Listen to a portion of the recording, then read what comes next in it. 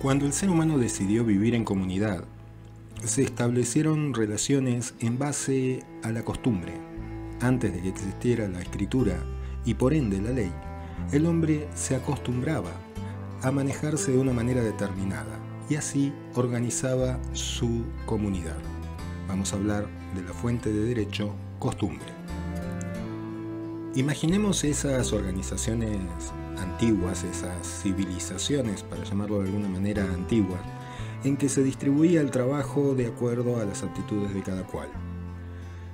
También se distribuían relaciones de autoridad y por eso veíamos la existencia de yamanes, que eran los encargados de, a través de estados alterados de su conciencia, comunicarse con los dioses y de esa manera decidir qué era lo que estaba bien y lo que estaba mal, y cuando un miembro de esa comunidad había afectado a la costumbre inmemorial de su pueblo. Incluso las redacciones de las leyes que los pueblos más antiguos realizaron fueron compilaciones de esa costumbre, así la ley de las 12 tablas o la Torá hebrea. En el caso del pueblo hebreo, esa costumbre fue recopilada junto con los mitos de la creación y los mitos de Moisés dividiendo el mar, al igual que en nuestra Biblia las visiones de Pablo de Tarso camino a Damasco. Decimos ubi societas ibi ius, donde hay sociedad hay derecho, porque todas las relaciones, sean de autoridad o de poder o de familia o de organización de los bienes dentro de esa sociedad, deben darse a través de un sistema de derechos, aunque ese sistema surja no de la ley, sino de la costumbre. Como podemos ver en los pueblos antiguos, la justificación de la costumbre y de que existieran relaciones de poder en las cuales ciertas personas elegidas, como los sacerdotes pontífices en Roma o la casta sacerdotal en el pueblo hebreo, vienen de Dios, y allí aparece la cuestión del iusnaturalismo. Si podemos definir a la costumbre como una fuente de derecho, diremos que es el actuar reiterado, el proceder reiterado, durante un tiempo prudencial de una sociedad con el convencimiento de que es obligatorio. De esa definición podemos extraer los dos elementos que componen, según la teoría clásica, la costumbre: el corpus y el animus.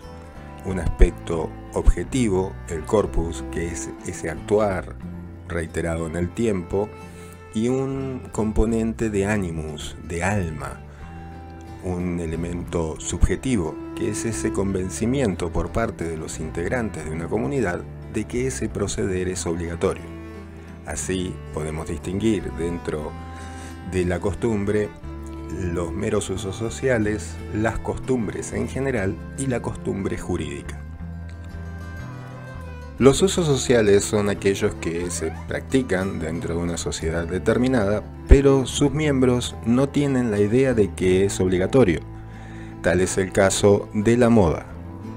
Supongamos que está de moda utilizar zapatillas blancas. Todos los hijos pedirán a sus padres que le compren zapatillas blancas para sentir que pertenecen al grupo en el que normalmente se mueven y utilizan zapatillas blancas.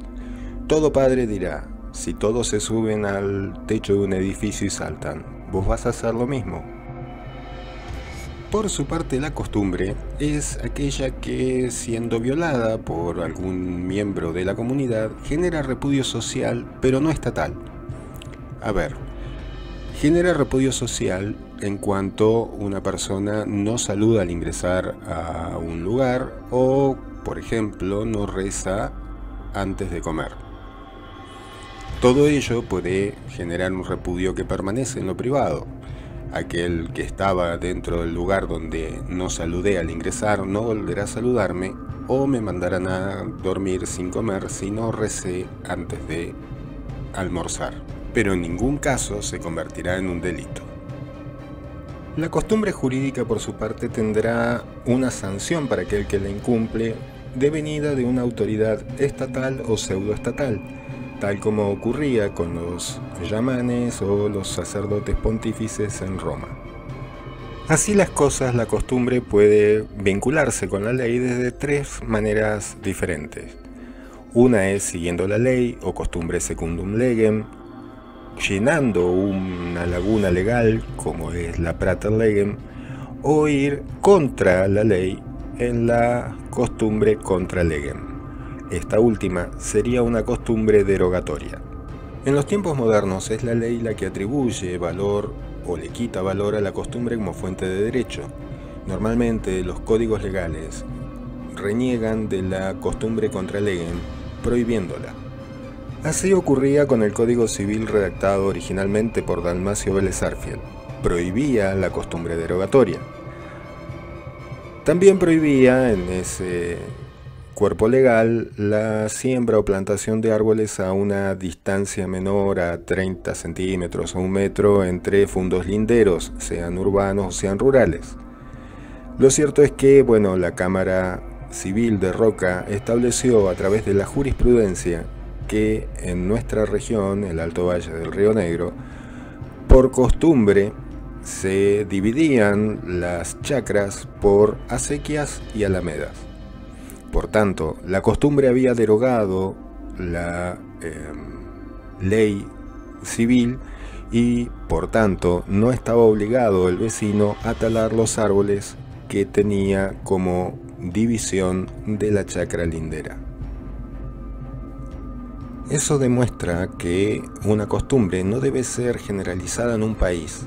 Basta que en una región determinada esa costumbre haya actuado como derogación de la ley para que ésta sea reconocida por los tribunales.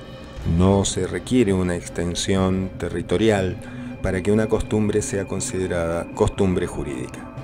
Si te gustó el video, dale me gusta, compartilo. Soy Cristian Ali Flores y te dejo un abrazo.